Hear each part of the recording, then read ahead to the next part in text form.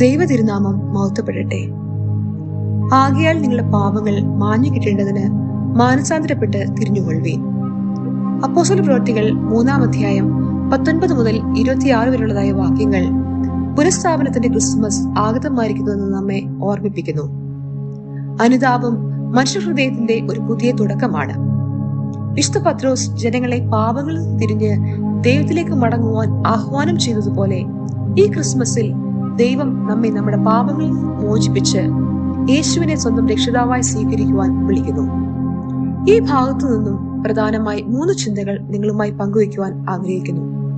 ഒന്നാമതായി, നാം നിയമത്തിന്റെയും പ്രവാചകന്മാരുടെയും മക്കൾ. വാക്യം 25.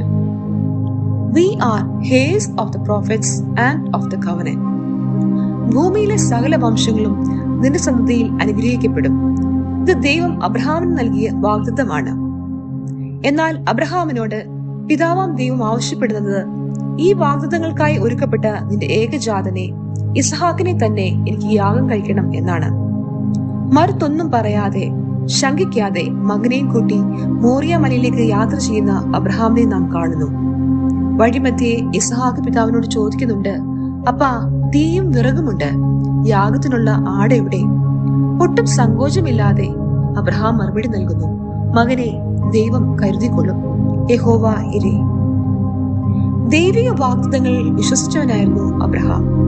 അതിനാൽ തന്നെ യാഗത്തിനുള്ള ആട്ടിൻകുട്ടിയെ 3 വർഷം മുൻപേ ദൈവം അബ്രഹാമിനായി ഒരുക്കിയിരുന്നു.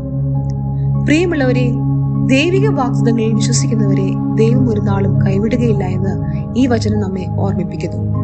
അതുകൊണ്ട് നാം നിയമത്തിന്റെയും പ്രവാചകന്മാരുടെയും മക്കൾ എന്ന ബോധ്യത്തോടുകൂടെ പ്രതിസന്ധികളെ തരണം ചെയ്യുവാൻ ഇടയായി തീരട്ടെ.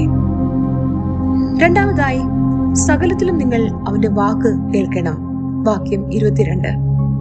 Listen to everything he tells you. മത്തായിയുടെ സുവിശേഷം 17-ാം അധ്യായം 5-ാം വാക്യം ഇപ്രകാരം പറയുന്നു, ഇവൻ എന്റെ പ്രിയപുത്രൻ, ഇവൻകൈ ഞാൻ പ്രസാദിക്കുന്നു, ഇവന് ചെവി കൊടുപ്പീൻ. പഴയ നിയമ പുസ്തകത്തിൽ ആദമും ഹവ്വയും ദൈവശബ്ദം കേട്ട് ദൈവത്തോട് ചേർന്ന് നടന്നവർ എങ്കിലും ഒരു ദുർനിമിഷത്തിൽ അവർ ദൈവശബ്ദം മറന്ന് അനുസരണക്കേട് കാട്ടി ദൈവതേജസ് നഷ്ടമാക്കുകയാണ്. എന്നാൽ പുതിയ നിയമത്തിൽ ദൈവത്തെ ഉപദ്രവിച്ചതായ ശൗൽ ഇതേ ദൈവശബ്ദം കേട്ട് ദൈവഹിതത്തിനായി തന്നെ തന്നെ ഏൽപ്പിച്ചു കൊടുക്കുന്നു. പ്രിയമുള്ളവരെ, ദൈവശബ്ദം ശ്രദ്ധിക്കുമ്പോൾ അത്ഭുതങ്ങൾ ആരംഭിക്കുന്നുവെന്ന് കാനാവിലെ കല്യാണവും നമ്മെ ഓർമ്മിപ്പിക്കുന്നുണ്ട്. എന്നാൽ അവന്റെ വാക്ക് കേൾക്കാത്ത ഏവനും ജനത്തിന്റെ ഇടയിൽ നിന്ന് ഛേദിക്കപ്പെടുമെന്ന് മോശ നമ്മെ ഓർമ്മിപ്പിക്കുന്നു. ആയതിനാൽ ദൈവശബ്ദത്തിന് കാതോർക്കുവാൻ ഈ ക്രിസ്മസ് നമ്മെ ആഹ്വാനം ചെയ്യുകയാണ്. മൂന്നാമതായി, നമുക്കായി നൽകപ്പെട്ട സ്നേഹ സമ്മാനം യേശു. വാക്യം 20. Jesus, the gift of love given for us. ദൈവം നമുക്കായി മുൻനിയമിക്കപ്പെട്ട സ്നേഹ സമ്മാനമാണ് ക്രിസ്തു. പാപത്തിന്റെ കുഴിയിൽ നിന്ന് മാനവകുലത്തെ രക്ഷയുടെ സന്തോഷത്തിലേക്ക് നയിക്കുവാനുള്ള ദൈവിക പദ്ധതിയായിരുന്നു യേശു. അബ്രഹാം പിതാവ് മടി കൂടാതെ തന്റെ മകനെ ബലി നൽകുവാൻ തയ്യാറായെങ്കിൽ ഇവിടെ തന്റെ ഏകജാതനായ പുത്രനെ മനുഷ്യകുലത്തിന്റെ പാപങ്ങൾക്കായി മറുവിലയായി നൽകുവാൻ പിതാവായ ദൈവം മനസ്സാവുകയാണ്. ദൈവം അബ്രഹാമിനോട് ചെയ്ത വാഗ്ദത്തവും അവൻ നൽകിയ അതിജീവനവും മോചനവും യേശുവിൽ പൂർത്തിയായി നാം കാണുന്നു.